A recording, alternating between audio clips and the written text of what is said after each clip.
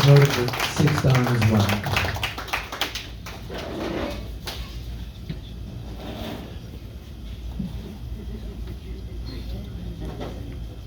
Roy and Coung, the only ones up here still do the yoga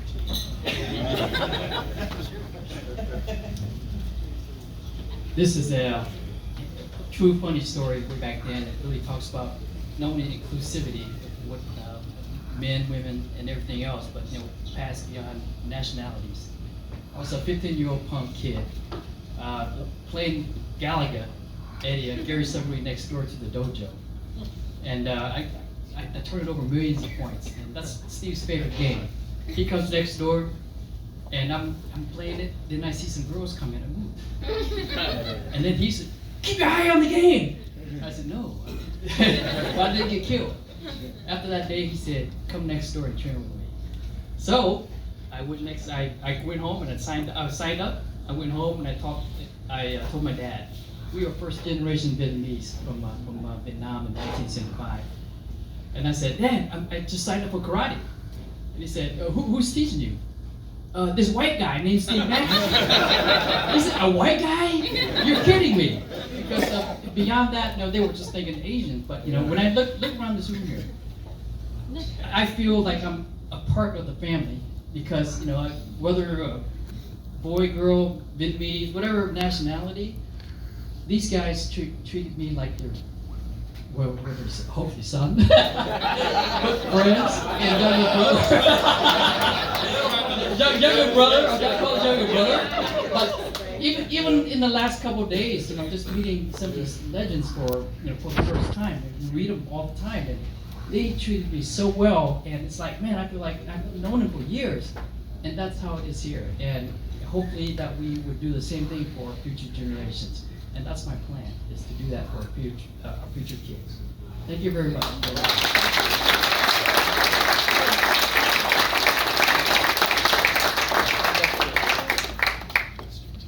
Coung Tran, 6th Dan.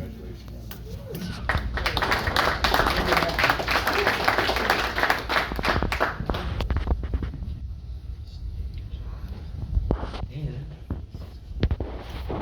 promoting 5th Dan, Hellen Dugan. Helen, would you please come?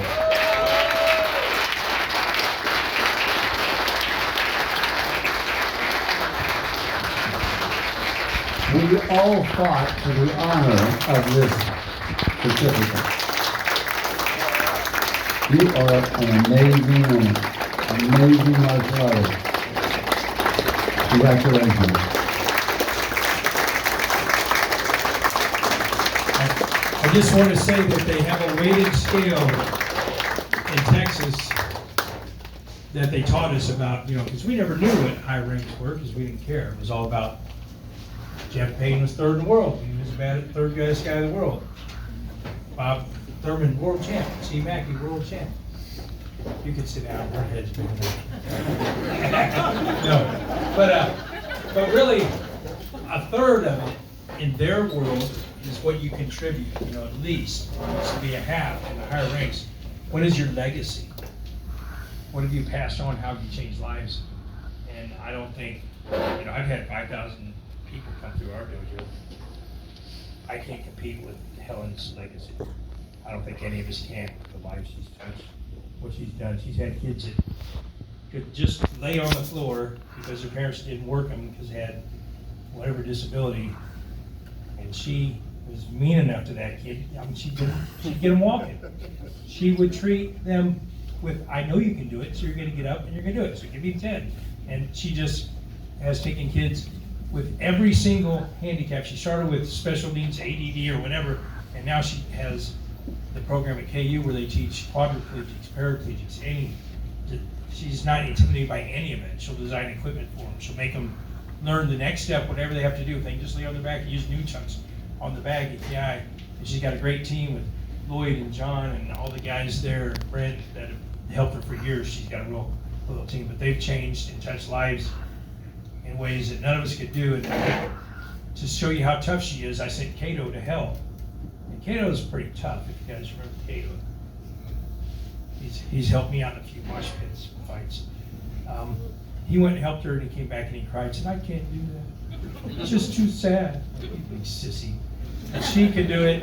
She's been doing it for 30-something years, and I don't think there's a better legacy than we can compete with or honor tonight. So we're proud to do that.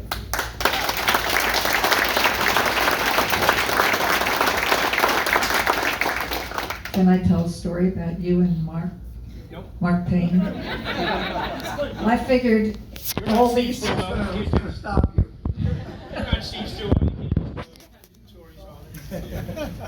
Okay, are you done talking? Is he ever? Well, what I would like to tell is a story about you and Mark Payne. And I don't know if you remember this. They decided that I should fight. Okay? I started karate when I was in my 40s, and I'm going to fight. So I get the gear on and all that stuff on, and this is a 16-year-old. I'm going to fight, right? I'm 40. She was 47. 47. I'm glad somebody's keeping track of my age.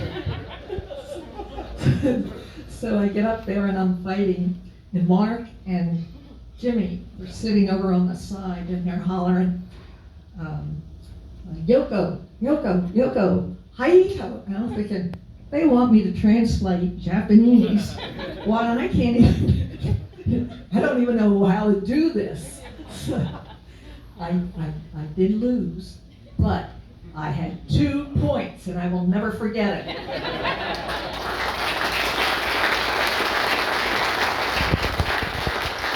Done a lot of work in the, so you might look on my Facebook when Helen and I did, during COVID, we did Corona Kai in my garage. She came to stay with us. And so I cheated because I had pre-recorded some classes. Like, I just want to drink coffee today. All I gotta do is wait till time for class and click, and I'm good. And Helen would show up with her gi. I'm sitting there drinking coffee. She'd have her full gi on. Are we working out or not? I had to get up and work out. She would let me slack for 7 weeks every day. So just want to really say we appreciate you and what you're going to do in your future, young lady. We believe in you. This next one Sean's going to do, but just